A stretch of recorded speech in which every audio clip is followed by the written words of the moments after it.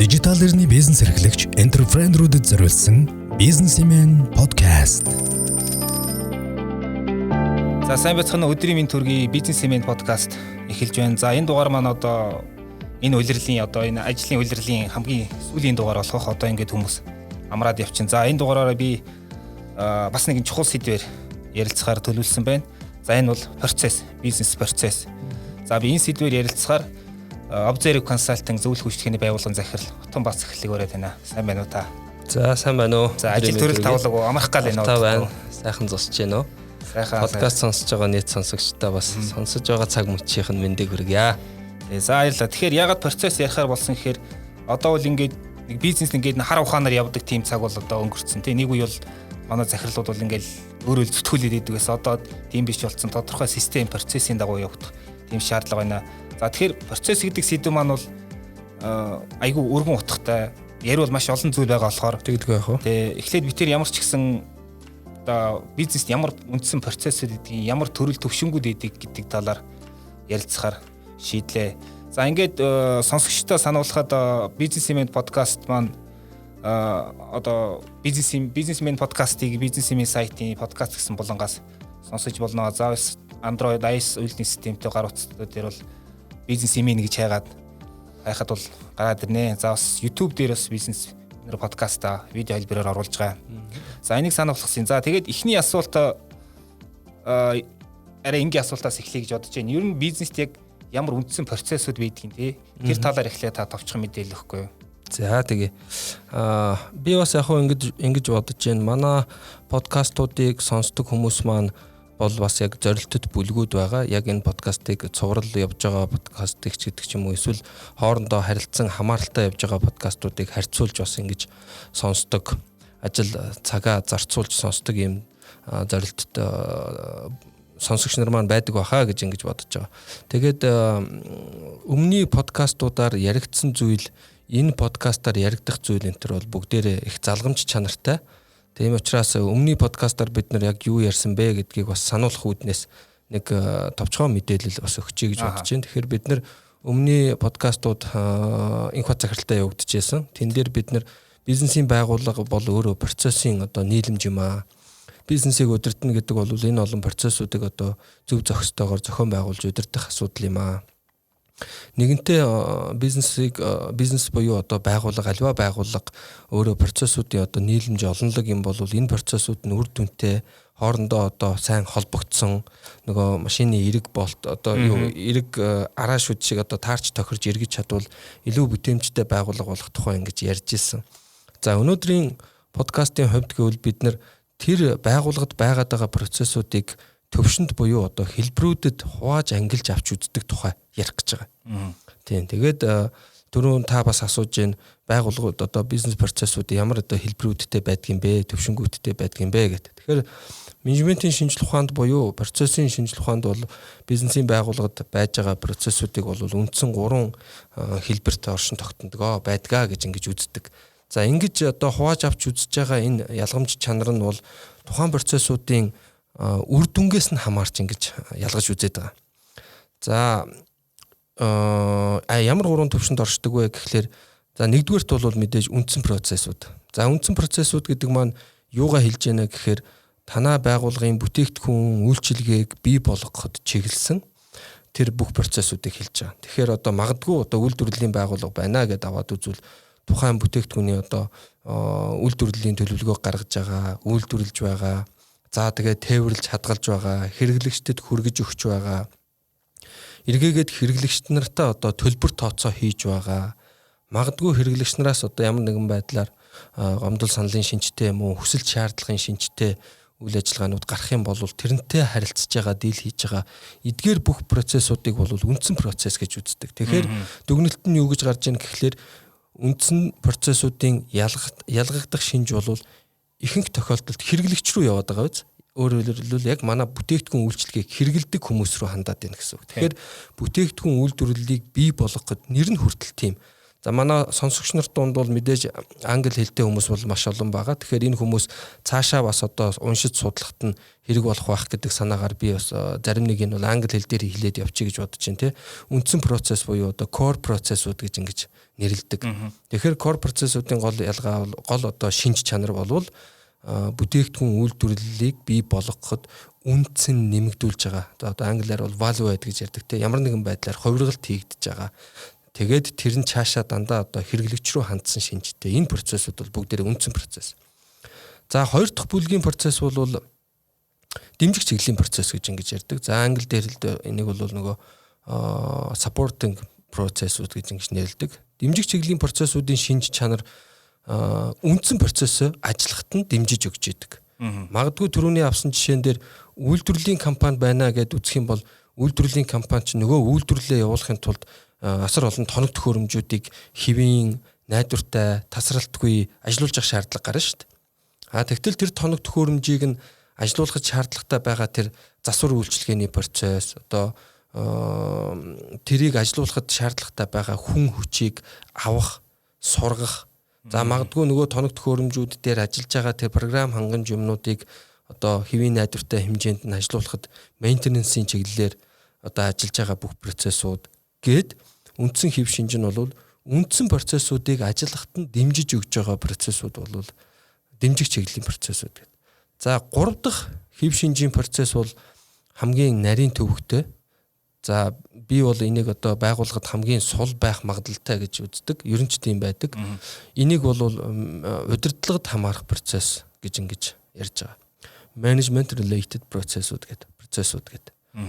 Менежмент гэдэг ингээ орчуулахлаар шууд нөгөө удирдлага буюу тэр компаниг авч явж байгаа хүмүүс гэж ойлгох буруу ойлгогдож магадлалтай учраас бид нар зарим тохиолдолд зүгээр удирдах үед хамаарах процесс, засаглах үед хамаарах процесс гэж ингэж яриад бичээд байгаа. Тэгэхээр манай уншигч нар маань бас энэ ялгааг ялгаж салгана үз. Тэгэхээр энэ процессын үндсэн хэв шинж юу вэ гэхлээр үндсэн процесс болон дэмжих чиглэлийн энэ хоёр процессыг одоо үр дүнтэй ажиллаж байна уу? Компани зорилгод одоо чиглүүлж чадаж байна уу? Үр ашиг бий болгох боломж байна уу? Энэ процессуудаа бид нар сайжруулах, өшөө нэгт нямба илүү лин гэж ярьдаг те алдаагүй, цаг хугацааны хувьд алдаагүй. За магадгүй бүтээгдэхүүн үйлчилгээнд дээр гардаг одоо асуудлын хувьд илүү багасгасан хэлбэрээр би сайжруулан өөрчлөх боломж байна уу? Гэх мэтээр одоо мониторинг хийж идэг, шинжилгээ хийж байдаг, эргээгээд шийдвэр гаргаж байдаг. Магадгүй одоо сайжруулалтын болон бусад арга хэмжээнд шаардлагатай одоо бүх үйл ажиллагаануудын менежмент related процесс руу хамаарагдана. За тэгэхээр таны асуултанд бол базаад юу гэж хэлж болж байна гэхээр бизнесийн байгууллагад байж байгаа процессуудыг бол удирдах үед хамаарах процесс, үндсэн процесс, дэмжих процесс гэж ингэж 3 ангилдгаа гэж ингэж хариулж болж байна. Тэгээд цаашаа хоёулаа явцын дунд бас дэлгэрүүлээд яриад явах бах тийм ээ. Тэгэхээр таны нийтлээ уншсан яг одоо за үндсэн 3 процессоос одоо энэ удирдлагтай холбоотой тийм менежменттэй холбоотой энэ процесс дээр манад их голдуу алдаа гардаг гэдгийгсэн. Тэгэхээр одоо би тодруулаад асууад юм байна л да. Одоо энэ менежменттэй холбоотой процессыг хэрэгжүүлэхэд ямар одоо бүтэц нэгж шаардлагатай, ямар одоо тэр хариуцлагатай тэр ажилтнууд юм уу, албан тушаалтны тийм үү байх ёстой. Тэгээд бас тэрийг ямар аргачлалаар хэрэгжүүлдэг юм энэ талаар та хэлэхгүй юу?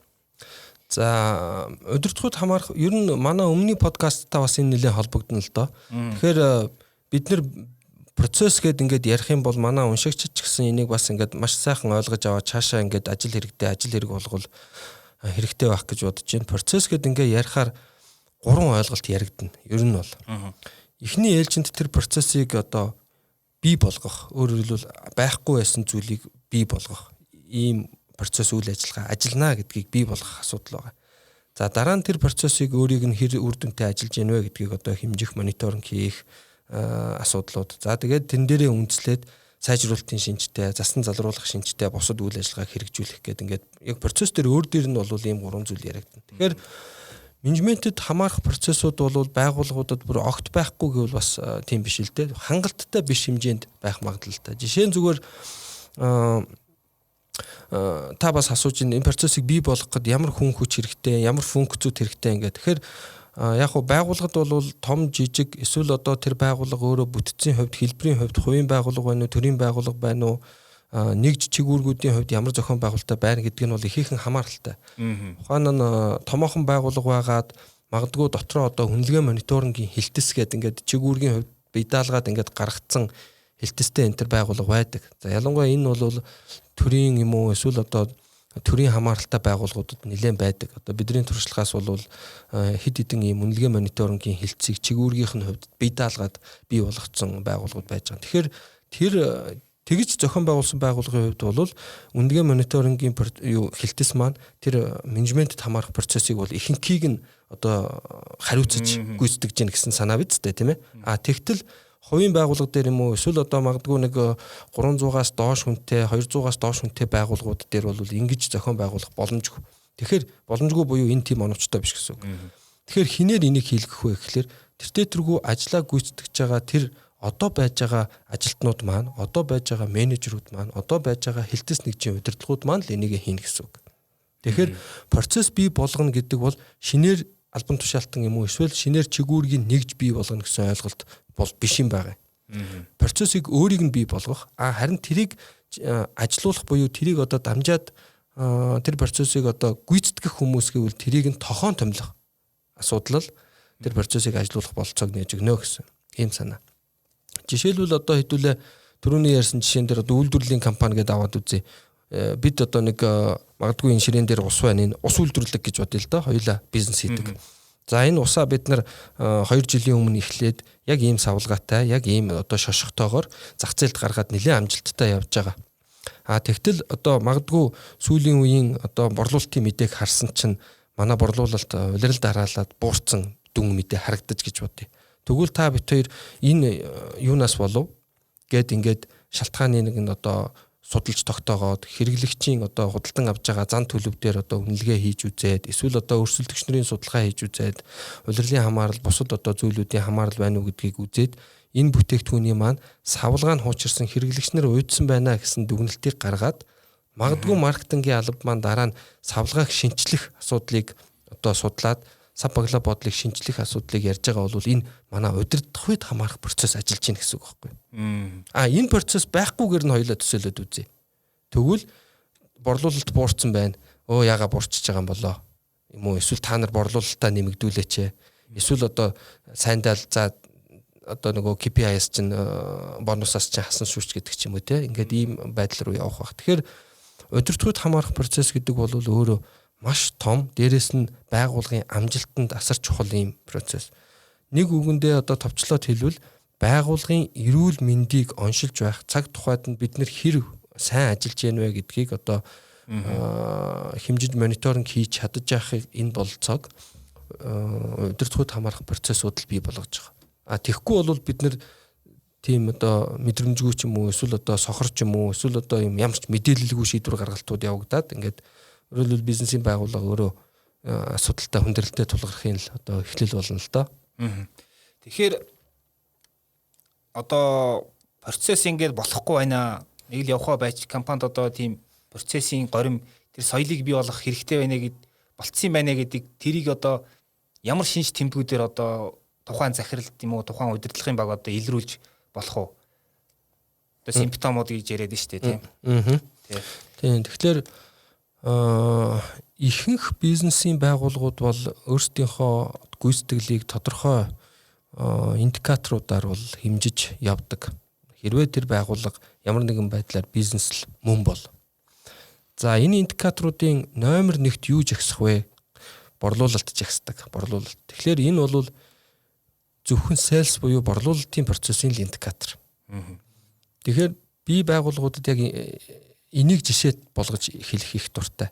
За та бүхэн манай байгууллагад ажгүй явж байна гэдгийг одоо хэмжиж мониторинг хийдэг хамгийн гол үзүүлэлтүүд юу вэ? Ихэнх нь дуу нэгтэйгээр борлуулалт ашиг гэж хэлдэг. Зөв. За тэгвэл бусд дээр нь жишээлбэл бүтээгдэхүүн хөгжүүлэлтэн дээр хүний нөөцийн хөгжил дээр хэрэглэгчийн үйлчилгээнд дээр эсвэл одоо бүтээгдэхүүний өртөг зардал дээр ямар үзүүлэлтүүд байна. Тэгэхээр энэ дээр тоо хэлж чаддаггүй. Тэгэхээр саяны миний ярьсан тэгээд цаашаа өчнөө олныг дурдаж болно шүү дээ. Энэ зүйлүүд дээр бид нэр тоо хэлж чаддаг байвал индикатор хэлж чаддаг байвал жишээ нь хэрэглэгчийн үйлчлэгээ гэхэд л бид нар одоо хэрэглэгчийн гомдол саналыг бол байнга одоо мониторинг хийж идэг. Хэрэглэгчийн гомдол их ирээдүйн бол бид нар тэн дээр шинжилгээ хийж үзээд одоо юун дээр илүү гарч ийн гэдгээ одоо авч үздэг. Өнгөрсөн одоо улирлын судалгаагаар бол манай ажилтнуудын харилцаатай холбоотой эсвэл одоо байгууллага руу хандсан хүсэлтэнд одоо хариу өгөхгүй байна гэсэн холбоотой гомдол санал бол дийлэнх нь байсан гэдэг ч юм уу. Ингээд ярьж чадчихвэл энэ бол тухайн байгууллага удирдлагууд хамаарах процессыг тодорхой хэмжээнд ажилуулж байна гэсэн үг. Тодорхой хэмжээнд. Мэдээж эн чинь нэг одоо байж байгаа л одоо сүнхгээл бүгд одоо мундаг сайн болохгүй. Бий болгоод тэрийгэ засан сайжруулад цөөхөн байсныг нь олон болгоод үр бүтээлгүй байсныг нь үр бүтээлтэй болгоод ажилдаг байсныг нь ажилдаг болгоод явах юм системтэй урт хугацааны зорилтолд. Тэгээ илэрлийн хувьд түрүүний хэлсэнчлэн бид нар одоо магадгүй борлуулалт ашиг гэдэг хоёроос өөр индикатор барьдаггүй. Ажилтнуудын одоо хөгжил ямар байна? Ажилтнуудын байгууллагын одоо хөгжил, байгууллагын зорилтонд оруулж байгаа хувь нэмэр нь ямар байна? Ажилтнуудын бүтээлч санаачлага ямар байна гэдэг зүйлүүд дээр бид нар тодорхой тоо хэлж чаддаггүй байгаа бол энэ илрэл, энэ тэр нөгөө симптом. Манад удирдлагууд хамаарах процесс илүү одоо сул ажиллаад байгаагийн илрэл. Магадгүй одоо ажилтнуудын хооронд ховжив их байдаг. Байгууллагын одоо доторх одоо хэрүүл тэмцэл хилцс нэгжийн хооронд, албан нэгжийн хооронд одоо нөгөө ЧБ гэсэн хэрүүл тэмцэл салдаггүй бол удирдлагууд хамаарах процесс. Байгууллагын хооронд, ажилтнуудын хооронд одоо юу гэдгийг энэний цалин нэмсэн, минийхийг нэмээгүй гэдэг ингээ үзмжийн асуудал яригддаг, ховживын шинжтэй коммуникац их явдаг бол энэ ахаал удирдлагууд хамаарах процесс сул байна гэдгийн илрэл. Тэгэхээр удирдлагууд хамаарах процессууд ажиллахгүй байна, эсвэл сул байна гэдгийг харах бол ийм маш олон ийм зүгээр индикатор гэдэг юм уу, эсвэл одоо симптом, ийм шинж чанарууд, төлөвүүд байж болно. Яг саний түрүүний миний хэлдэг жишээнүүдээр л өөрөөсөө асуугаад үзье. Тэрс хэмжиж чадаж гэнэ үү? Тий. Гэсэн юм санаа. Тий. Тэгэхээр сонсогчтой бас сонирхуулахад саяхан хэд хоногийн өмнө бизнесийн сэтгүүлийн маань 6 сарын дугаар гарчаад байж байгаа. За энэ дугаар дээр бас процессын тухай том захирлэгтэрийн ярилцлага гарсан байгаа. За тэгэхээр одоо саяны шинж тэмдэг гэдэг дээр би зүгээр баяжуулаад сонсогчтой хэлэхэд одоо нэг ийм хідэн асуулт өөртөө тавиад үзээрэй гэдэг байгаа байхгүй. Одоо таны хэлсэн үгийг би одоо эндээс хэлэх гээд шүү дээ. Тэгэхээр за нэгдүгээр саяны үйл ажиллагаа болон горц процессуудын гүйцэтгэлийг тоон хэлээр ярьж тооцож төлөвлөж гүйцэтгэж чадаж байгаа юу нэгдүгээр. Хоёрдугаарт үйлдвэрлэл явуулах, үйлчлэгээ үзүүлэх үед гологдол, хорогдол, хаягдал ихээр гарч байгаа санагдаж байна уу? За гуравдугаарт танай байгууллага бусад байгууллагатай харьцуулахад менежмент муутай санагддаг. За байнга давтагдан гараад байдаг, алга болж өгдөг асуудал танад байгаад байна уу? Чигүүргийн нэг ч хооронд ойлголцохгүй албан тушаалтнууд хоорондоо ингээл үзэлцэл чи бий болдог тийм юунууд байна уу гэсэн асуултыг өөртөө тавиад хариултууд нь ямар ахаас танад одоо яг процесс хэрэгтэй юу гэдэг тэр нь тодорно гэж та бичсэн байна те нийтлэл дээр. Тий, нийтлэл дээр тий. Тэгэхээр бас надад бас нэг юм асуулт төрлөө. Одоо ингээд зарим байгууллагуудаар ингэдэг. Нэг зохион байгууллагад нэг сайн ажилтан байлаа те. Харилцагчдын мэдээлэлд аягүй их харьцдаг, харилцагч голдууд тэр хүнээр одоо харилцагч дамжиж орж ирдэг ч юм уу. Гэтэл ингээд ямар нэгэн шалтгаан нөгөө хүн чинь ажилласаа гарах болдог юм эсвэл гадагшаа сураад явж болдог юм уу. Нөгөө хүн чинь явчингууд эзгөө. Тий, нөгөө нэг харилцагчтай холбоотой мэдээлэл тэр урсгал нь ингээд тасарчдаг. Тэгэхээр энэ маань бас одоо нөгөө нэг одоо процесс болон эсвэл тэр систем маань ажиллахгүй байгаа ил бас нэг шинж тэмдэг байна тий. Тий, энэ бол яг нөгөө өмнөх подкастаар яригдчихсэн зүйл байгаа даа. Жишээ нь одоо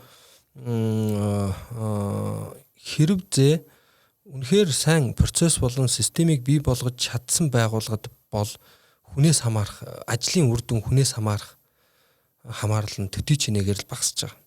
Таны авсан жишээгээр одоо нэг ажилтан ажлаас гарлаа гэж бодоход тэр хүнийг жишээлбэл ажлаас гарахаас хэдэн хоногийн өмнө тэр хүн нь ямар албан тушаал дээр байдаг, юу хийдэг хүн байдгийг, ажлаас гарахаас хэдэн хоногийн өмнө орлох ажилтан нь яаж одоо ажлыг нь хүлээж авах юм, юу хүлээлцэх юм гэдэг зүйлүүд нь процессонд орцсон байж шít. Нөгөө хүн чинь за би нэг сарын дараа одоо ийм шалтгаанаар явах гэж байгаа гэдгээ удирдлагатаа хэлдэг. Удирдлага орных нь хүнийг одоо томилдог. Томилсон бол ажил хүлээлцэх процессууд нь явагддаг. Тэр нь зүгээр нэг одоо миний компьютер шүү гэдгээр биш. Одоо яг юу хийж исэн, хаана явж исэн, ямар одоо баримт бичиг, ямар үйл ажиллагааны хувьд одоо аль төвшөнд нь явж байгаа гэдэг бүх зүйлээ хүлээлцдэг.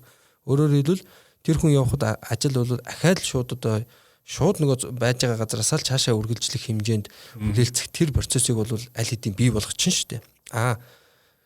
Ахаад нөгөө кейс нь хэрэг тэгж чадаагүй бол нөгөө асуудал гарч байгаа байхгүй одоо. яг бай тэр хүн ажлаас гарах тухайгаа ч хэлэхгүй нэг өдөр байж байгаа л эсвэл нөгөөтгөө дарагдаа хэлсэн дарга нь тэрийг за тэгвэл чи яваарай гэсэн ч юм уу те. Тэгэл нэг өдөр нөгөө хүн нь яваад өгсөн нөгөө ажлыг хүлээлтсэн ч юм байхгүй. Яг нөгөө хүний хариуцчихсан ажил дээр одоо магадгүй одоо барилгын зураг гэж бодъё л та. Клиент нь хурж ирээд алей зураг нөгөөдөр гарна гэсэн яасан гэсэн чи хүү тийм үү наадах чи би мэдэхгүй ш нөгөө хүн чи явцсан ч гэдэг ч юм уу ингээд нөгөө зураг хөргөн чаанч байгаа ингээд ерөөсөө ийм замбраагүй байдал ингээд бий болдог. Тэгэхээр нөгөө өмнөний подкастн дээр бол энийг бас нэлээд сайн ярьсан юм байна. Процесс гэдэг бол ажлыг одоо дистратай, эренбитэй, хамгийн гол нь цэгцтэй, зөв зохион байгуулалттай хийх юм зүйл. Тэгэхээр тэр бол процессын байгууллагад авчирдаг маш олон үн цэнүүдийн үр ашгуудын зөвхөн нэг тал нь тэр эмх цэгц дистара гэдэг бол дараагийн төвшөнд буюу арай агсан төвшөнд процесс байгууллагад ямар үн цэн авчрах вэ гэхэлэр бүтээмж гэдэг зүйл авчирна. Бүтээмж. Тэгээд өнөөдрийн битэрийн ярьж байгаа энэ нөгөө процессуудын 3 төвшин үндсэн процесс, дэмжих процесс, тэгээ удирдлагад хамаарах процесс. Удирдлагад хамаарах процессыг ялангуяа чухалчилж яриад байгаагийн гол одоо санаа нь үүний цаана нөгөө бүтээмж яригдаад байгаа. Удирдах үед хамаарах процесс сайн ажиллаж ийж байгууллага өөрийгөө сайн уншилж чадна. Нөгөө түрүүн би нэг эмчийн жишээ хэллээ шүү дээ. Сайн уншилж ийж сайн эмчилгээгээ өөртөө бичиж чадна. Тэгэхээр ийм л зүйлийг яриад байгаа. Тэгэхээр манай менежерүүд, захирлууд байгууллага дахь процессын удирдлагыг авч үзэхдээ эхний ээлжинд бол одоо бид нар бий болгосон байгаа эсэх асуудал. Өөрөөр хэлбэл ажиллаж гэнэ үгүй юу? Үнэхээр ажиллааг бол бид нар тэрийг бий болгох асуудал. Ажиллаж байгаа бол тэнийг одоо тэр бол сайн мэдээ, сайн гэсэн үг. Тэгээ ажиллаж байгаа бол тэрийг дараагийн төвшөнд нь гаргах буюу илүү сайжруулалтыг яаж бий болгох вэ гэдэг энэ бол магадгүй бидний подкастын дараагийн сэдэв болох байх л та. Тэгэхээр одоо танаас тодорхой кейс асуугаа те яг компани нэр мэдээж одоо дурдж болохгүй бах те. Гэхдээ бол Observe Consulting-аас тодорхой хугацаанд ингээд төрөл бүрийн компаниудтай, салбар бүрийн компаниудтай ажиллаа зөвлөгөөгөөд зөвлөх үйлчлэгээ үзүүлээ явж байгаа. Тэгэхээр яг та тодорхой кейс ярил одоо манай сонсогчдод сургамж болохоор тийм кейс ярил компанийнхаа нэрийг дуртахгүйгээр тийм мэдээж энэ чинь нууцлын юутай учраас тийм кейс ярил ямар хөө кейс вэ? Энэ удирдлагын хамрах процесс гэдэг дээр үү? Тий. Яг хөө энэ дэр зөндөө олон кейсүүд, зөндөө олон юунууд ярьж болно л доо. Тэгэхээр за миний яг хөө санаж байгаагаар хамгийн дөрөнд одоо бодолд орж байгаагаа л ярий. Одоо яг бидний явж байгаа, ажиллаж байгаа нэг төслийг жишээ болгоод яриа тийм ээ. Тэгэхээр тухайн байгууллагын хувьд үйлдвэрлэлийн байгууллага л да. Гадны болон дотоодын хоёр хөрөнгө оруулагч нийлээд за экспортыг орлох бүтээгдэхүүнийг Монголд үйлдвэрлэж эхэлсэн ийм үйлдвэрлэлийн компани юм байна. За энэ компани бол хөрөнгө оруулалтаа хийсэн, айгүй сайхан байшин саваа барьцсан. За ажилтнуудаа хангаад ингээ үйлдвэрлэл явуулж байгаа. За өрсөлдөгч байхгүй буюу одоо импортоор л орж ирдэг байсан зүйлийг дотооддоо үйлдвэрлэж байгаа гэдэг утгаараа борлуулалтын тал дээр бол нэлээд амжилттай, зах зээл дээр ингээд амжилттай одоо нэвтрэлт хийцэн. Ингээд ийм байгууллага л да. Тэгэхээр энэ байгууллага бол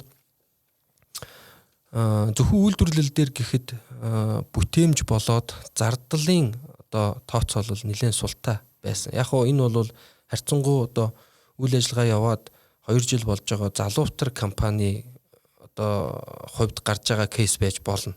Өөрөөр хэлбэл нэгж бүтээгдэхүүний одоо үйлдвэрлэлийн өртөг зардлыг тооцож байгаа байдал, хурдаа тооцож байгаа байдал, за үйлдвэрлэл захиалга авснаас эхлүүлээд одоо гарах хүртэлх, хэрэглэгчд хүрэх хүртэлх тэр одоо процесс зарцуулагдж байгаа үйлдвэрлэлийн, чанарын хяналтын, үлээгдлийн, ажилтын, агуулгын энэ хугацаануудыг тооцсон байдал гэдэг энэ бүх юм дээр ерөөсөө тэг гэж хэлж болохоор ийм байдалтай байсан. За тэгээд бид нар хамтарч ажилласны үр дүнд тэднийх бол 10 гаруй нэр төрлийн бүтээгдэхүүн хийдэг.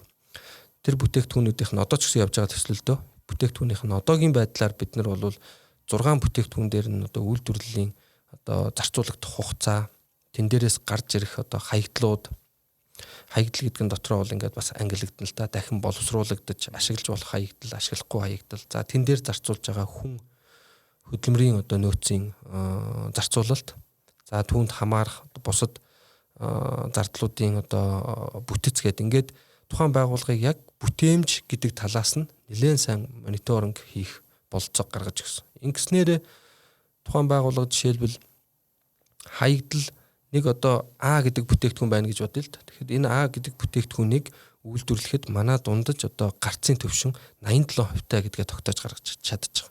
87 гэдгээ тогтоогод гаргаад ирсэн учраас энүүгээрээ ээлжинд ажиллаж байгаа одоо тэр баг хамт олныг 87% гарцыг хамгийн стандарт болгоод энээс дээш гаргах юм бол нөгөө бонус цалингийн өгдөг. Энээс доош оруулвал яав юу болов гэдэг дээр нь эргэж хяналт хийдэг ийм процедур бий болчихж байгаа байхгүй. Тэгэхээр энэ бол удирдлагыг хамаарах процессыг бий болгосны үр дүн. Хэрвээ бид нөгөө үндсэн процесс, дэмжих процесс хоёр дээрээ л ач холбогдол өгөх юм бол энийг олж илрүүлж чадахгүй. Ийм боломж байсныг олж илрүүлж чадахгүй. Ийм боломж байсныг гаргаж ирж байгаа ганц юм чинь удирдлагыг хамаарах процессыг бий болгосон явдал. За тэр нь ямар процесс юм? Тэгэхээр нэгдүгээрт ажилтнууд ээлж болгон дээрээ гарц болон хаягдлаа тэмдэглэж бүртгэж байгаа. За үүнийг нь LG Master нь аваад нэгтгэхэд одоо цехийн даргад гэж. Цехийн дарга тэрийг нь сараар 7 хоногоор бүтээгдэхүүн бүрээр нь гарцын хэмжээг тогтоож тооцож байгаа. Ингээд зөвхөн одоо энэ А гэдэг бүтээгдэхүүн дээр л аваад үзэхэд бид нэр одоо зарцуулалтын төвшин маань ийм байна, хурдны төвшин маань ийм байна, төлөвлөлтийг тэдэн хувь биелүүлсэн байна, эдэн хувь биелүүлсэн байна гэдэг нь асар олон одоо тоон үзүүлэлтээр ярих болцоо гаргаж ирж байгаа. Нэг ийм жишээ байна. Таны асуултанд болсон уу юу? Тэгэхээр бас ингэж санагдлаа л да. Одоо ингээд үйл ажиллагааны процессчдсэн те. Ингээд нэг урсж яадаг тийм гоё одоо үйл ажиллагаатай компани хэв. Одоо захирлын ингээд нэг тишээ нэг сар хвчээд ирдэг ч юм уу те. Ингээд ажиллагаанд оролцохгүй. Тэгэхэд бол үйл ажиллагаа хэвээ явж яадаг. Энэ бас нэг шинж тэмдэг гэж ойлгож болох уу? Болно. Сайн процесстэй те. Хэрв тиймгүйсэн бол захирал гарлаа баг хаалга хаагтаж амжаагүй байхад л асуудал ундардаг хойно те. Зарим компани хэвдүүл санхүүн хүртэл зогсчдаг нэг туслах процесс нь шийдвэр хүлээдэг те. Эсвэл одоо яадаг чинь шийдвэр гардггүй магадгүй тэнд өөр нэг хүн өөр эрх мэдэл хэрэгжүүлээд авчдаг. Гих мэтээр ингээд проблемууд гарна шүү дээ. Процесс тогтоогүй айлт бол. Тэгэхээр одоо яг эндээс ийм санааг л би ойлголоо л да. Одоо удирдлагын хамаатай процесс гэдэг одоо хэрэгжүүлнэ гэдэг маань удирдлага заавал ингээ байнга ажилд оролцоод байх гэсэн үг л биш байна.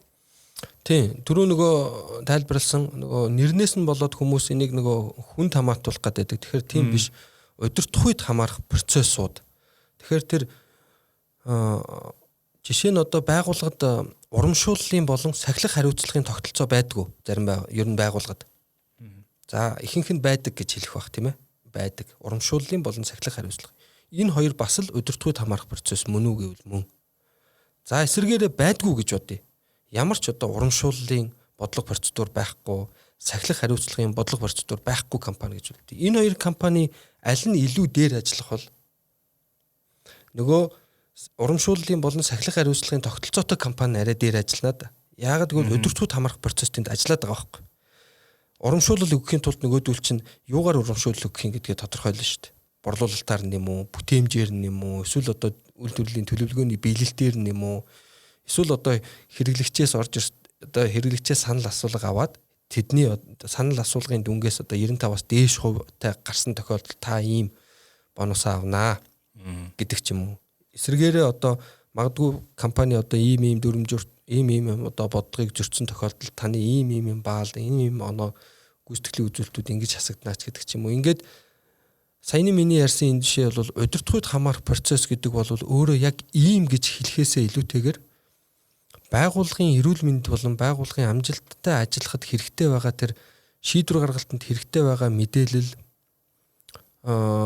индикаторуудыг гаргаж ирдэг, боловсруулдаг, эргээгээд шийдвэр болгодог, үйл ажиллагаа болгоход ажиллаж байгаа бүх процессууд л удирдлагыг хамаарах процесс. Энэгүүгээ төсөөлөд үзье. Тэгвэл тэгээд ерөөс төсөөлөлтөнд ч орохгүй байхгүй. Тэр бол туйлын одоо тааруу компани болно. Яг хөө зарим ийм кейс байдаг л да. Тухайн үедээ магадгүй одоогоос нэг 10 гаруй жил 20 жилийн өмнө салбарт нь өрсөлдөөн багтаа байсны одоо буйнаарч гэдэг ч юм уу анхлан зах зээл дээр ороод нэлээд амжилттай ажиллаж ирсэн нэг байгууллага өнөөдөр тэр салбараас аль хэдийн одоо арчигдаад одоо хоцроод одоо тэр бизнесээ одоо бүр зарах уу эсвэл одоо гарах уу гэдэг дээрээ тулцсан ийм кейсүүд бид нартэй таардаг. Тэгээд ярилцаад онцлоод ингээд сууж байхад ерөөсөө хариулт нь нэг л байна. Нэг л хариултан дээр бүгд очиод байгаа. Удирдлагыг хамаарах процессгүй явж ирсний л үр дүн тэр ялагдал. тэр одоо асуудал бол. Хэрв тэр байгууллага удирдлагууд хамаарах процессыг хэрэгжүүлж чаддагсан байсан бол аль хизээний тийм асуудал болохоос өмнө өөрөө өөрсдөө онцлоод одоо тэр бүтээгдэхүүнээ хөгжүүлдэг юм уу, эсвэл үр ашиг дээрээ ажилладаг юм уу, эсвэл магадгүй технологийн шинжилэлт хийдэг юм уу, эсвэл одоо бүр одоо нэлээд одоо дүр суураад өөр одоо байдлаар ажилладаг ч юм уу, ингээд юмуудыг тэр үед нь шийдээд ингээд явчих болцоотой байхгүй. Тэгэхээр удирдлагууд хамаарах процесс хүмүүс хэлдэг штэ. Одоо менежмент муутай. Одоо байгууллага дээр ингээ уялдаа холбоо байхгүй байна ч гэдэг ч юм уу. Эсвэл менежмент муутай удирдлагууд ажиллаад байна гэд. Энэ болгоны цаад үзүүр нь ерөөсөө удирдлагууд хамаарах процессыг бий болгоогүй байгууллага дээр л ийм хил ам, ийм зүйлүүд, симптомууд илүү их харагдаад байгаа. За баярлалаа. За тэгэхээр сонсогчдоо сануулгахад өнөөдөр бид нэр процесс гэдэг сэдвийг чухалчилж ярьж байна. За энэ сэдвээр ярилцахаар Observe Consultant зөвлөх хөшгөний байгууллагын захирал Утганбат ирсэн байгаа. За өмнө бид нар бас энэ сэдвээр бас нэг подкаст хийжсэн. Энэ маань гарчиг нь бол одоо ажлыг яаж ямар хялбар хийх вэ гэж эмх цэгцтэй хийх вэ гэсэн тийм гарчигтай байсан санагдаж байна. Их бод захирал оролцсон. За тэгэхээр дараагийн асуулт юм байна. Одоо ингээд 3 янзын процесс байна тий. Гэтэл бас одоо нөгөө нэг тэр процессуудын хоорондоо ойлголцох, мэдээлэл солилцох одоо тий ингээд нэг хэлээр ярих, нэг хэл одоо хоолоогоор дуурах одоо тийм бас нэг хэрэгцээ уялдаа холбооны асуудал байгаа тий. За зарим компаниуд яаж илэрдэх гэхээр одоо нэг чинь нэг юм ярьж байхад хэрэглэгчд нэг юм ярьж байхад нөгөөх нь өөр юм ярьдаг ч юм ингээд нөгөө нэг хоорондоо уялдааг байгааг шинж байна тий. Тэгэхээр энэ уялдааг ер нь яаж хангадгийг энэ тал дээр та бизнес эрхлэгч зөвлөгөө өгч. Тэгэхээр байгууллагын уялдаа гэдэг энэ бол нөгөө байгууллага доторх мэдээлэл харилцаа холбоо гэдэг процессын асуудлыг ярина гэсэн үг. Тэгэхээр зарим бизнес эрхлэгч нар маань бол мэдж байгаа бах байгууллага доторх мэдээлэл харилцаа холбоо бол доороос дээшээ дээрээс доошоо доороос дээшээ гэсэн ийм одоо хоёр урсгалд бол дамжиж идэг. За доороос дээшээ урсгалд бол төлөвлөлт. За дээрээс доошоо чиглэлд бол төлөвлөлт. Доороос дээшээ юунд бол хэрэгжүүлэлт буюу тайлагнал гэсэн энэ зүйл. Тэгэхээр хэрв байгууллагад тэр уялдаа холбоог сайжруулахад анхаарах хэрэгтэй байна гэвэл байгууллагын мэдээлэл солилцооны процессуудыг нэгжийн төвшөнд нь ямар байхын, за топ төвшөндөө ямар байхын, одоо бүр одоо бордын төвшөнд ямар байхын гэдэг энэ мэдээлэл солилцооны буюу мэдээллийн урсгалын дээрээс нь тэр дотор агуулгадах контент буюу юу мэдээлэгдэх юм бэ гэдгийг байгууллага бол маш сайн тодорхойлж өгөх хэрэгтэй. За бидний хэлдгээр бол яг бид нар энийг мэдээлэл харилцаа холбооны матриц центр гэж нэрлэдэг л дээ. Одоо communication matrix гэдэг. Тэгэхээр жишээ нь хэрэглэгчээс ирж байгаа гомдол санал гэдэг энэ мэдээлэл бол манай үйлдвэрлэлийнхэн болон зөвхөн маркетинг дээр энэ яваад иж болохгүй байхгүй. Маркетингийнхэн энийг анхалж авч байгаа шүү дээ. Тийм.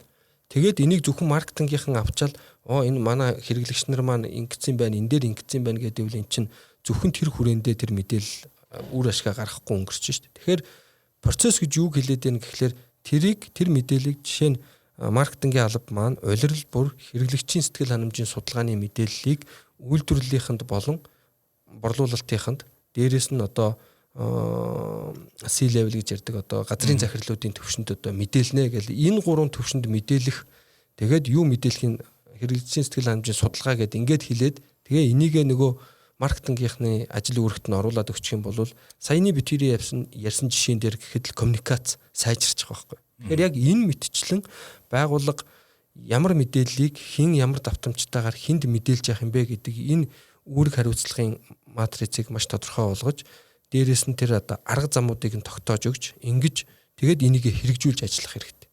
Жишээ нь хүний нөөцийн хэлцээхэн ямар мэдээллийг мэдээлэх юм. Ажилд орж гарч байгаа хүмүүсийн тоог мэдээлэх юм уу? Ажилтны ур чадварын өсөлтийг мэдээлэх юм уу? Эсвэл ажилтнуудаас гаргаж байгаа санал хүсэлтийн одоо хүсэлтэн дээр хийсэн шинжилгээг мэдээлэх юм уу? Энэ зүйл гэсэн үг шүү дээ. Тэгээ эн чинь бас л яг л ингээд цаад утгаар нь бодоод үзвэл засаглах үед буюу нөгөө удирдахуйд хамаарах процесс. Хэрв эдгээрийг одоо бүр хүлээж ч авдаггүй байгуулга ба шүү дээ. Тэр чинь нөгөө процессыг бий болгоогүй гэсэн эхний алхам дээр очиод байгаа байхгүй юу? Хүлээж авдаг ажилтнуудаас санал хүсэлтийг хүлээж авдаг. Яг гэвэл манай ажилтнууд маш чухал. Энэ хүмүүсийн юу бодож санаж байгаа нэг чухал сайжруулалтын санал, эсвэл компани одоо удирдлага зохион байгуулалттай холбоотой санал гэдэг энэ зүйлүүдийг хүлээж аваад эргээгээд энэ дээр одоо шинжилгээ юм хийгээд магадгүй одоо өнгөрсөн сарын судалгаагаар Захирал Отгонбат таны одоо гаргасан шийдвэрүүдийг ингээд бол хэтэрхий бодиттой бус гаргасан, хэтэрхий одоо субъектив гаргасан гэсэн юм юу хүмүүс гаргасан байна шүү гэд надад хэлвэл би дараагийн шийдвэр гаргалтандаа энийгээ бодно шүү дээ. Энд чинь л нөгөө удирдахуйд хамаарах процесс тэнд ажиллаж байгааг энэ жишээ. Энэ мэдчлэн л бид нар буюу одоо бизнесийн эрхлэгч нар маань харах ёстой маа гэдгийг хэлээд байгаа. Хүний нөөц гэснээ сугаасаа одоо хүн гэдэг чинь сүүлийн үед аягүй чухал яригдж байгаа сэдвэлд одоо ингээд хуучин бол одоо хүний нөөцийн хилтэс ч юм уу тэр нэгж димиг захиргааны маягийн ажлууд голдуу хийдэг гэсэн одоо анкад ажилд авах ч гэдэг юм одоо авах халах тушаалч гэдэг юм уу те. Гэхдээ сүүлийн үед энэ маань ингээд нөгөө стратегийн төвшний ингээд одоо захирлын түнш болсон чухал функц гүйцэтгэд болсон. Тэгэхээр яг хуу зарим нэг одоо гадны ч юм уу Монголын ингээд нөгөө том групп компаниуд төр гоё жишээ байдаг л та ингээд байнга ингээд нөгөө хүмүүс ингээд судлаал ингээд хэрэгцээ шаардлагын тодорхойлол за ирээдүйд манайх тим бүтээгдэхүүн үйлдвэрлэх юм байна. Тэрийг бүтээхэд тим ур чадвартай хүмүүс хэрэгтэй байна гэдэг нь энэ маань бас л нөгөө удирдлагын хамаарах процесс. Энэ чинь удирдлагын хамаарах процесс л ажиллаж байгаа нэг шинж. Ер нь хамгийн ойрын жишээ бол энэ шүү дээ. Тэгэхээр түрүүнийг ахаад бас давтаад хэлэхэд удирдлагын хамаарах гэдэг маань юу түрүүний энэ процессуудын төвшингүүд бол зүгээр л нэршил. Түүнээс биш процессын өөрийг хэлээд байгаа юм биш байхгүй. Үндсэн процесс гэхэд чинь л бас л нэршил. Биднийг бүгдийг нийлүүлээд хүн гэдэгтэй л адилхан. Үндсэн процесс гэхлээр тэн дотор нь жишээлбэл бүтээгдэхүүн хөгжүүлэлт хийж байгаа нөгөө research гэж ярьдаг тийм судалгааны процесс ч л байж идэг. Тэнд нь хэд хэдэн хүн орцсон хийгээл одоо гадна дотн Монголын ингээл байж идэг. Дараа нь хэрэглэгчээс захиалга авч байгаа процесс. Захиалган дээрээ үндэслээд үйлдвэрлэлийн төлөвлөлт хийж байгаа процесс. Үйлдвэрлэлийн төлөвлөлтөн дээр үндэслээд үйлдвэрлэл хийж байгаа. Үйлдвэрлэл явуулахын тулд агуулгаас нь одоо хаанаас нь байдгийг нөгөө түүхийд параметрала дотооддоо татан төвлөрүүлж байгаа байдал агуулгаас нэгжүүдээсээ үйлдвэрлэсэн бол түүнийгээ одоо агуулж хадгалж байгаа байдал процесс агуулж хадгалсныгаа хэрэглэгчдэд хүргэж өгж байгаа хүргэлтийн үйлчлэгээний процесс энэ бүгдээрээ үндсэн процессууд. Яг үүнтэй адилхан сая бид нар үндсэн процесс төр ингээл зүгээр жишээлэл ярихад 5 6 7 8 процесс ярьж чадж байгаагийн адил менежментэд хамаарах процесс бүр энээс олон. Энээс илүү нарийн төвхтэй, энээс илүү деталь бөгөөд ер нь ямар ч хэлбэртэй байж болно. Ямар ч хэлбэртэй байж болно. Түрүүний одоо таны ярьсан жишээн дээр тэр ажилтнуудын одоо хөгжлийн төлөвлөгөөг одоо гаргаад ажилтнуудын ирээдүйн ямар ур чадвар хэрэгтэй юм бэ гэдгийг гаргаж ирэхийн тулд одоо магадгүй ажилтнуудаасаа одоо тэр хувийнхэн зан чанарт нь тохирсон байдаг ч юм уу одоо тэр судалгааг аваад өөрөө юу хүсдгийг аль чиглэлээр хөгжих гээд байгаа гэдгийг судалгааг нь аваад энэ дээрээ анализ хийгээд энийгээ дүн шинжилгээ болгож боловсруулад захирлын хурал руу оруулж байгаа бол энэ удирдахад хамаарах процесс. Хэрэглэгчийн гомд саналаа хүлээж аваад анализ хийгээд өнгөрсөн улиралд манай хэрэглэгчийн гомд санал энэгээрээ өссөн байна, энэгээрээ буурсан байна. Энэ өссөн ийм юмнаас болцсон байна гэдээ тайлан мэдээ гаргаж байгаа бол энэ удирдлагад хамаарах процесс. Шинэ бүтээгдэхүүн гаргаад шинэ бүтээгдэхүүний борлуулалт энэ секторт нь их байна, энд нь бага байна. Эсвэл одоо амт одоо өнгө дизайны хувьд энэ нь болсон байна, энэ нь болоогүй байна гэдгээд тоолж чадж байгаа бол энэ удирдлагад хамаарах процесс. Тэгэхээр шинжилж байгаа, судалж байгаа, тоон анализ болгож гаргаж ирж байгаа, эргээгээд тайлгнаж байгаа, түүн дээрээ үндэслэж шийдвэр гаргаж байгаа, шийдвэрээ ажил хэрэг болгож байгаа энэ бүгдээрээ л удирдлагад хамаарах процесс. Тэгээд дүгнэж хэлээд байгаа нь тэр байгаа байхгүй юу? Удирдлагад хамаарах процессыг хангалттай хэмжээнд бий болгож ажиллахгүй бол зөвхөн үндсэн процесс дэмжих процесс хоёр дээр одоо фокус өгөөд яваад ивэл нэг л өдөр бид нар нөгөө түрүүний ярьсан явж байгаа л нэг л өдөр ялагдцсан байдаг энэ кейс рүү орох магадaltaй. Үндсэн процесс, дэмжих процесс хоёр бол тэртээ тэргүй ажиллаж идэг процессууд байхгүй. Бид нар борлуулалт хийгээл хэрэглэгчтэй харилцаал мөнгө төгрөг яваал ингэж л байгаа бол үндсэн процесс ажиллаж байна л гэсэн үг. Тэрний нөгөө нэг чанар, тэрний бүтээмжийн тухай яриаг байгаа даа шүү дээ. Тэр чинь нөгөө дараагийн одоо өөрөлдөл одоо эхлээд бий болгох нь чухал шүү дээ. Бий болгоогүй юмныг одоо тэр одоо бүтээмж ярих хэрэггүй байхгүй. Тэгэхээр эхлээд бий болгох асуудал. Одоо яг дэлхийн төвшний жишээ яг би зүгээр миний санаад орж ийн л дээ гэхээр Монголд бол одоохондоо яг ийм төвшөнд хүрээгүй. Дэлхийн одоо том IT компаниуд шүү дээ Google гэдэг юм уу Microsoft эдгээр ингээд одоо яг удирдлагын процессын одоо миний бодлоор шилдэг одоо жишээ байгаа. Тэрний үг гэхээр нэг шинэ бүтээгдэхүүн үйлчлэгийг гаргахаар болонгууд нэг ингээд нэг хэсэг ингээд амар мундаг залуучууд ерөөсө бүрэн эрхчлөөг нөгөөл мөнгөний нөгөөл очин гой бүрдүүлээл ингээд нэг хэсэг нүдчдэг те. Тэгэл тэндээс ер нь нэг гоё юм заавал гарч идэг таардаг. Энэ баг ингээд байн тэр одоо шинэ бүтээгдэхүүн зах зээлд нийлүүлдэг тийм нэг одоо механизм болцсон ч юм уу. Яг энэ процесс гэж ярихад хэсэг нь оновчтой мэдэхгүй л дээ. Гэхдээ бол эн чинь бас ингээл одоо нэг бөхөр ярил нэг дархан мэх нь болцсон тий. Одоо өрсөлдөөнд давуу тал болж явах нэг дархан мэх нь болцсон. Одоо бидний мэдхээр IBM гэд дэлхийн бас томоохон супер том компаниуд нэг байна тий. IBM жишээ нь борлуулалтын функцид ажиллаж байгаа бүх менежерийн тайтлтай, менежерийн статустай бүх албан тушаалтан өөрийн харилцдаг одоо харилцагч нараас сар болгон 3 асуултанд л хариулт авах ёстой гэдэг шаардлага тавьдаг. Тэр нь за таны бизнес хэр байна вэ? Дажгүй юу гэдэг нэгдүгээр асуулт. Хоёр дахь нь танаас салбараар сонин сайхан юу байна вэ гэдэг хоёр дахь асуулт. Гурав дахь нь IBM таны хувьд ер нь хэр байна вэ? Гадна талаас нь та бидрийг харж байгаа шүү дээ. Бид ер нь танд яаж харагдаж байна? Бид болоод байна уу? Бид болохгүй байна уу? Бид ер нь ямар байна? Танай ажил дээр бид ер нь хэрхэн ажиллаж байна гэдэг ийм 3 асуултыг л хариултыг нь аваад тэгээд одоо нэгтгэн дүгнээд менежертэй өгөх ийм ажил. Энэ бол нөгөө ажилд нь байдаг чиг үүргүүдийн нэг. Тэгэхээр энэ бол удирдлагыг хамаарах процесс. Энийг тэр байгууллага бий болгосон байгаа байхгүй юу?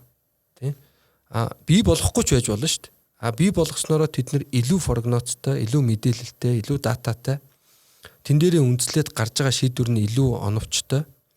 Ийм дараагийн одоо үйл ажиллагаанд хэрэгтэй ийм зүйлүүд байна л да. Тий, бас нэг зүйл асуумаар санагдж байгаа нь юу гэхээр одоо 3 ингээд төрлийн процесс гээ ярьлаа. Ер нь анх ягаад 3 ангилах болсон юм те. Ер нь цаад одоо түүхэн төр хэрэгцээ шаардлага нь юу гэдэг энэ түүхээс та сонирхуулаач.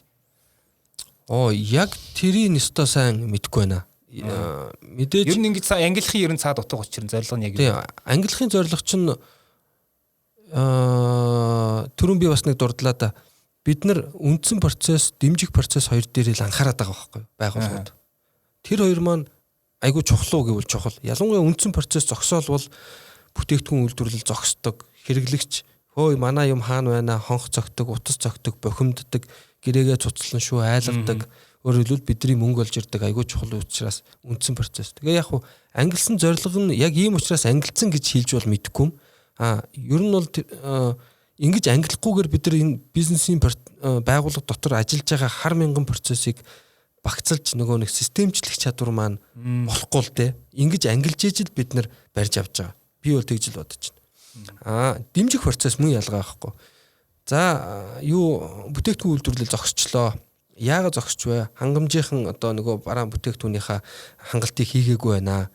Хангалтынхын яач вэ гэж утсан чинь магадгүй одоо захирал шийдвэр гаргаж өгөөгүй ч юм уу эсвэл нөгөө бараан бүтээгдэхүүнийг сонгох нийлүүлэгчээ сонгох процесс нь дуусаагүй ч юм уу. Нийлүүлэгчээ сонгох процесс нь яагаад дуустгүй юм бэ гэсэн чинь удирдлагууд л энэ дээр ярилцаал хиннээс нь авах уу гэж шийдэлцээд байгаа юм шиг байна лээ гэдэг. Ингээд үндсэн процесс, дид процесс хоёр бол мөнгө олж ирдэг. Дээрээс нь яг нүдэн дээр харагдчихэйдэг учраас ямар нэгэн гал асуул хамгийн түрүүнд харагдана. Менежмент хамаарах процесс бол гал ассан ч мэддэхгүй. Мэддэхгүй байхгүй юу? Яг хүний эргэтэн системээр ярил нөгөө хоёр бол айгүй том одоо гимтэл шиг. Тэгтэл нөгөө менежмент хамаарах процесс бол шүдний цоор шиг ч юм уу. Эсвэл ходоодны улайлт шиг ч юм уу. Эсвэл хараамууд шиг.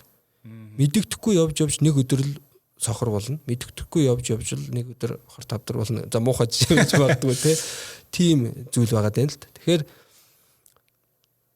ингэж 3 ангилж харж иж бид нар аль процессууд маань байна, ажиллаж байна. Аль процессууд байхгүй байна гэдгийг харах болцоо гаргаж өгнө. Тэгээ энэ подкастыг сонсож байгаа менежерүүд, захирлууд байвал өөрөөсөө бас асуугаад үзэх хэрэгтэй. Манад энэ 3 процесс, энэ 3 төвшөнд ямар процессууд ажилддаг юм болоо. За эхний хоёр дээр бол окей нэг юмнууд дуртчих баг. Нөгөөхөн дээр нь ялангуяа удирдлагууд хамаарах ямар процессууд байна. Бид нар дотооддоо өөрийгөө хяндаг, мониторинг хийдэг, гүйцэтгэлээ үнэлж үздэг, KPI гэдээ ярихаар хүмүүс дандаа нөгөө ажилтны гүйцэтгэл рүү аваачиж хольж чудахчих гад байдаг. Тэгэхээр эн чинь нэг том ойлголтын зөвхөн нэг тал нь баггүй ажилтны гүйцэтгэл гэдэг бол Нөгөө нэг том тал нь бол процессын гүйцэтгэл. Манай энэ олон процессыг хэр ажиллаад байна вэ гэдэг энэ асуудал. Тэгээ ингээд асуугаад үзвэл удирдлагууд хамаарах процессууд маань ерөн сул байгаа юм шиг байна шүү гэдэг хариулт хараа эндээ гарч ирнэ.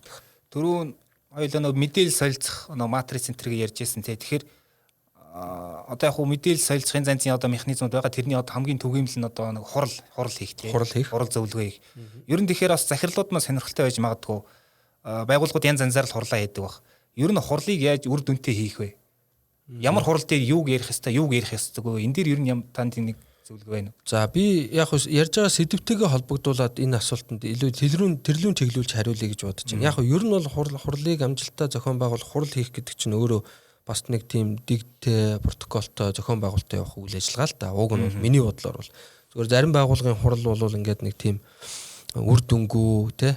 Тэгээд нэг их цаг урсан хүмүүсийг ингээд нэг үндсэн ажил дээр очиод ажиллаа хийж явах хүний чинь энд нэг уйсан нэг тийм үр дүнгүй хэлбэрээр болдог. Тэгэхээр хурал гэдэг чинь өөрөө юу юм? Эсвэл мэдээлэл солилцох гэж байгаа. Эсвэл тэр мэдээлэл дээрээ үндэслэж хамтын юм уу? Эсвэл дундын хамгийн оновчтой шийдвэрийг гаргах гэж байгаа. Ингэж л хармаар байгаа байхгүй. Тэгэхээр шийдвэр гаргах гэж байгаа юм бол эн чинь орцсон нь юу юм? Тэр шийдвэрийг гаргахад хэрэгтэй байгаа одоо тэр урьдч мэдээллүүд шүү дээ. Судалгааны тайлан эсвэл одоо өөр явдгийн өмнөх одоо үр дүнгуудын гүйцэтгэлтэй холбоотой мэдээллүүд. За тэгээд одоо ирээдүйд ийм шийдвэрүүд гарцвал ингэж болох тухай харьцуулалт гэх мэт энэ зүйлүүдийг аваад хэлцээд тэгээд шийдвэр гаргаж байгаа. Хэрвээ мэдээлэл солилцох гэж байгаа бол яах юм гэхлээр нөгөө битэрийн процесс гэдэгтээ илүүтэй хамаатуулаад хэлэхэд мэдээлэл солилцох гэж байгаа бол ямар зорилгоор ямар мэдээллийг өгөх гээд байгаа гэдгээл товчхон тодорхой илүү нөгөө тоон утга руу шилжсэн харьцуулсан одоо ингээд яривал энэ чи ахаад нэг өөр сэдв болоо явчихна л та нөгөө нэг эхлээд дата буюу фактууд байгаа. Фактууд. Нөгөө фактуудыг чинь цуглуулад ирэхлээр тэр маань дата болно. Датаг эмх цэгцэнд оруулаад англиад сортлоод эмхтгэнгүүт энэ өөрөө мэдээлэл болно. Тэгэхээр энэ гурван шатлалын дараах зүйлийг л солилцмоор байгаа байхгүй. Харьцуулсан судалгаа, нэгтгсэн дүгнэлт, одоо өөр юу байдгийг эмхэлсэн, цэгцэлсэн, англиар бол нөгөө classified гэж ярьдаг шүү дээ, тий. Ангилж нэгтгсэн, segregation гэж бас ярьдаг. Энэ мэдээллүүдээ л солилцмоор байгаа байхгүй. Жишээлбэл одоо улирлын тайлангийн хурал болж гин гэж бодъё л та. Тэгвэл ямар төвчний хүмүүс сууж явах нь бол тодорхой байх л та. Одоо нэгжийн удирдлагууд. За тэгвэл нэгжийн удирдлагууд нь тусдаа одоо 10 минутанд ч байдаг ч юм уу. Манай нэгжийн гол одоо үр дүнгууд тэр нь нөгөө нэг компанийнхаа үндсэн зорилго руу тухайн жилийн бизнес план руу одоо уягдсан хэлбрээрээ тийм ээ. Үйлдвэрлэлийн төлөвлөлт ийм байсан, ингэж төлөвлөснөөс ингэж гүйцэтгсэн, хоцрол ийм байсан, хоцролын шалтгаан нь үүнээс болсон, эдэн хоногоор ичнээн тооны бүтээгдэхүүн хоцорсон ч гэдэг ч юм уу. Ингээд тоон хил рүү хөрвсөн хурлал хамгийн сайн болно миний бодлоор бол. Тэ. Тэгэхээр энэ подкастыг хүмүүс сонсоод хурлыг хэрхэн яаж сайн зохион байгуулах вэ гэвэл тэр юун дээр танаа дээр байсан баха нөгөө хурлыг хэрхэн яаж зохион байгуулах вэ? Сайн үр дүнтэй хурал гэж юу вэ ч үлээ нэг тийм байсан баха. Тийм. Тэрийг бас уншичвал зүгээр яг л энэ байж байгаа. Хурал гэдэг чинь тэнд очиод хүмүүс хувийн санаа бодлоо хэлээд одоо юу гэдгийг ингээд нөгөө бинийгээ даван гарах зорилгоор юм яриад байх асуудал уг нь биш байхгүй. Тийм. Уг нь жоохон тийм протоколтой байх хэрэгтэй л доо. Тэгтээ тэгээд одоо ямар төвшөнд ямар хурал болж ийн гэдгээс болох. Бордын хурал морл бол илүү тэгэл протоколтой болдог тий. За баярлалаа. За тэгэхээр өнөөдрийн подкаст маань дуусч байна. Тэгэхээр энэ удаагийн дугаарт маань Observe Consulting зөвлөх үйлчлэгээний байгууллагын захирал Отхон Бат захирал оролцлоо. За тэгэхээр ер нь манай подкастыг бас ингээд сүүл хэсгээс нь сонссон хүмүүс байж магадгүй. Тэр хүмүүстэй хандаад ер нь одоо яг компанийнхаа процесс дээр нь яаж анхаарах хэвээр ер нь процесс танай компанид хэрэг болсон уугүй юу? Тэгээд процессыг яаж үр дүнтэй нэвтрүүлэх вэ гэдэг дээр та нэг товчхон одоо яриагаа базаад дүгнэлт хэлэх үү? За тэгээ хэрв та өөрөөсөө асууж үзээд танай байгууллагад мэдээлэл солилцоо баг байгаа юм шиг эсвэл ажлуудын уялдаа холбоо баг байгаа юм шиг эсвэл одоо байгууллагын амжилт үр дүн гарч байгаа хэсэг нь мэддэхгүй байгаа юм шиг ийм нөхцөл байдлууд ийм одоо симптомууд танд тулгарч байгаа бол та аль хэдийн процесс дээр одоо ач холбогдол өгж ярих цаг нь болчихжээ гэдгийн илрэл эхний мессеж бол. За хоёр дахь мессеж бол бид менежментийн процессын өнцгөр аваад үзвэл үндсэн процесс, дэмжих процесс, удирдлагууд хамаарах гэсэн энэ 3 процесс энэ төвшөнд ямар процесс ажилуулдаг юм бэ гэдгээ өөрөөсөө асууж үзэх хэрэгтэй. За ялангуяа менежментэд хамаарах процессууд ийм процессууд байна гэдгээ хэлж чадахгүй байгаа, эсвэл энийгээ тодорхойлж чадахгүй байгаа бол танд бас л менежментэд хамаарах процесс сул эсвэл байхгүй байна л гэсэн үг. Зарим тал дээр нь одоо зарим түрүүний битэрийн ярьсан борлуулалтын хэмжээгээ хэмжиж мониторинг хийгээд байгаа гэдгээр байж магадгүй л тэр чинь гэхдээ зөвхөн үндсэн процессын асуудал болчиход байна шүү дээ. Тий. Тэгэхээр энэ асуултыг асууж үзээд хэрэг үгүй байна гэвэл та менежментэд хамаарах процесс дээр ярих цаг нь бас болчихжээ л гэсэн үг. Ингээд нэг юм үг байдаг шүү дээ. Сайн эмч байлаа гэд эмнэлгийн бизнесийг сайн хийн гэсэн үг биш. Сайн технологич, сайн бейкери, нарийн бов хийдэг хүн байлаа гэд аягүй сайхан бейкеригийн бизнес хийчихнэ гэсэн үг биш. Юу юм бэ гэхлээр бизнес авч явна, бизнес удирдна гэдэг нь бол өөрөө менежмент. Менежмент гэдэг нь цаана удирдлагууд хамаарах процессыг удирдна гэсэн үг. Сайн эмч юм уу, сайн нарийн бов хийдэг хүн үндсэн процессыг сайн удирдах магадгүй. Магадгүй азтай байвал эсвэл чадвартай хүн байвал дэмжих процессын боломжийн удирдахч магадгүй. Менежментэд хамаарах процессыг бол сайн менежер хүн бизнесийн удирдлагаар суралцсан, энэгээр ном сонин уншсан хүн л хийнэ. Үндсэн процесс, дэмжих процесс хоёр дээр л анхаарч явсны улмаас менежментэд хамаарах процессыг хайсны улмаас л байгууллага ялагдалт хүрээд эсвэл амжилтгүйтэл бүтлгүйтэл хүрээд байгаа. Нэг үйл дүгнэлт хэлмээр байна. Одоо мундаг шүдний эмчийн одоо үүсгэн байгуулсан одоо компани хэмээн эмнэлэг нь тэр эмч өөрөө байхгүйсэн ч яг л тэр эмчийн ажилдаг байх хэрэгтэй. Тийм. Яг л ерөөсөө гол мессеж юм. За баярлалаа. Тэгэхээр бизнесмен подкастын дугаар өндөрлж байна.